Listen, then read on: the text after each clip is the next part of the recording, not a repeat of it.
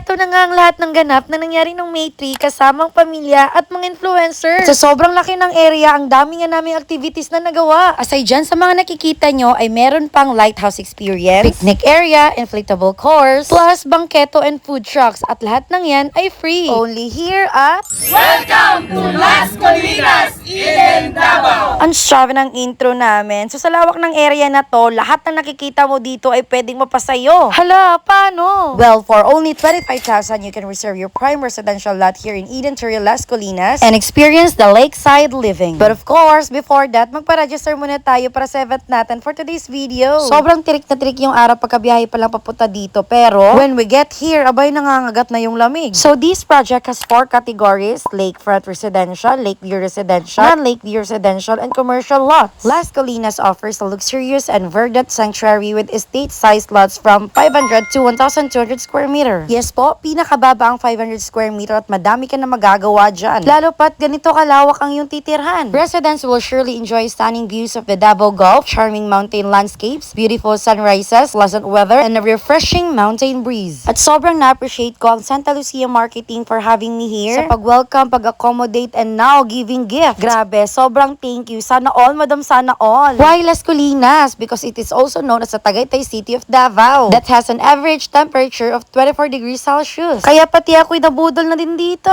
Abay, kung gusto nyo, sabihin nyo, ni-refer ko kayo at kontakin nyo ito. Unti-unti na nga dumating ang aking mga pinsan kaya't nung nakompleto kami, nag-picture na kami. Sabi ko kay Bobby, kung titira kami dito, abay dadami yung anak namin sa sobrang lamig. Because it is the highest portion of Davao Project overlooking Davao City and Davao Gulf and is situated 660 meters above sea level. Ngayon, samahan nyo kaming hindi pa totally malibot ito but at least may idea kayo with the use of these activities ni Santa Lucia Marketing. Let's start with this area where you already saw the inflatable course, kite flying, ATV ride, and the bike station. So kung ikaw ay isang may malaking pamilya, ay pasok na pasok ka sa lugar na to. Where kiddos can play safe, you can do exercise as well. Any event aside from this, and actually may pa-zumba pa ito kanina. Kasi talagang nag-aga kami para masulit lang to. And here's buntis na hindi makabisikleta, walking ka lang muna. At hayaan mo ang iyong pamilya ang magsaya. Naku, kung hindi lang ako buntis, baka nagpalipad na din ako ng saranggola. At sa mga gustong pumayat dyan, kahit bisikletang lang yan, abay, hihingalin ka pa akyat pa lang. Akala nyo ha, elevated yung area natin dito. Sus, kung may drone lang tayo, mas maganda pa sana makikita nyo. At ayan nga, kahit isang araw lang to, mga pamangkin ko ay sobrang saya dito. Sabi ko nga't sulitin yung bakasyon nyo dahil minsan lang to. Abay, naganda-gandahan ng ate ko. At eto na nga ang pinaka-inaantay ng lahat, ang ATV ride. Ang haba kasi ng pila dahil ang daming nagpalista kaya patiently waiting ang aking pamilya. Ako naman ay hanggang nood lang talaga.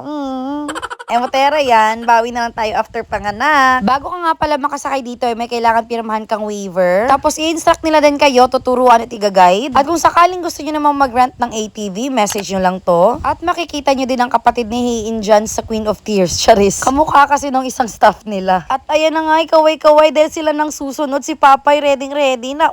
Abay, bumabata ang galawan ah. Pero alam nyo guys, mas challenging sana yung ATV kapag hindi semento. Pero mas okay na din yung ganito para safe yung mga gustong mag-try nito. Pero kung gusto mo din talagang extreme adventure, ay pwede ka pa rin pumunta sa kanila dito. At gaya ng ginagawa nila, hindi ka maboboard sa kakaantay dahil may marami pang activities na pwedeng gawin mo while waiting. At eto ngayon, nakabalik na sila, kaya ready na ang aking pamilya. For the practice na ang bayaw ko dito. Alas, sige. Abay, may panuhans pa at si Papa dito, di rin papatalo. Medyo naninibago at natatawa nga ako. Abay, lahat na ata ng vehicle ay sinubukan ng bayaw ko. Si Papa, parang batang naglalaro. Bakit parang ang liit ng unit tignan sa'yo? Yung mga pamangkin ko, takot mag-ATV pero enjoy naman sa bike. Cousin ko na gustong mag-solo, natatawa habang natututo. At dahil nginabidyoan ko na kayo at waiting na lang ako sa pag-alis nyo, eto si Buntis, tignan nyo. Abay, inubos na lahat ng free dito. Nadagdagan ng merienda station dahil sa'yo. At dahil nga inabutan na ng ulan, may raincoat ng labanan. Abay, ulan lang yan. For the instruct na nga dito at ang bilis lang nila natuto, kaya't hetoy. Finally, for the go na tayo. Abay, sa kalagayang yan, mas advantage palang may raincoat. Maganda kulay-kulay sila. Kaya heto'y sinimulan na. At yung staff na kasama nila, yan yung kamukha sa kapatid ni Hein sa Queen of Tears. Kamukhang kamukha niya talaga sa personal guys, lalo na kapag napanood niyo yung movie na yan. At super na-appreciate ko din siya dahil hindi nga ako pwedeng mag-angkas, so siya yung nagkuha ng ibang video at sinad niya na lang sa akin. At while nag-enjoy sila sa ATV ride nila, another unique feature of Las Colinas is the 2.7 hectare lake that lets one discover all the idyllic comforts of lakeside living and the lush, peaceful, and serene beauty of nature. And believe it or not, it is just a stone's stone's throw away from Eden Nature Park. And for other nearby locations, approximately 20 to 24 minutes, mapupuntahan mo ng school, hospital, mall, and church. Here in Las Colinas, you'll get to experience the luxury of being close to nature. At dahil ngay tapos na sila, etong bayo ko ayaw pa rin paawat. Now we're heading back to our table gamit itong pang ice cream naming payong. Cause I guess it's buntis time to enjoy. Actually, Las Colinas has much to offer when the changing of seasons pushes you back indoors. Enjoy the amenities of a well-equipped community clubhouse. Get your fitness on by taking laps in a swimming pool. Work up a good sweat at the basketball court, or simply make friends through other facilities designed to get you connected to your community. Las Colinas is also as much about privacy as it is about enfolding you into its Eden bliss. Its landscape entry, 24/7 security, wide and paved concrete road network, and other meticulously thought out details assure a peaceful, secluded, and private day-to-day life. In the future, Las Colinas has expansion plans to accommodate churches, lifestyle malls, boutique hotels, and other places of interest for the homeowners. Now let's talk about Santa Lucia Land, the developer. For more than 50 years, Santa Lucia Realty and Development Incorporated has provided more than shelter. Its longevity in the industry, every property it has sold, each successful real estate development in Luzon, Visayas, and Mindanao, all this symbolize every Filipino's dream of real quality and affordable investment. And to those who doesn't know yet, Santa Lucia is the Philippines' biggest real estate company in terms of combined lot area. Over 10,000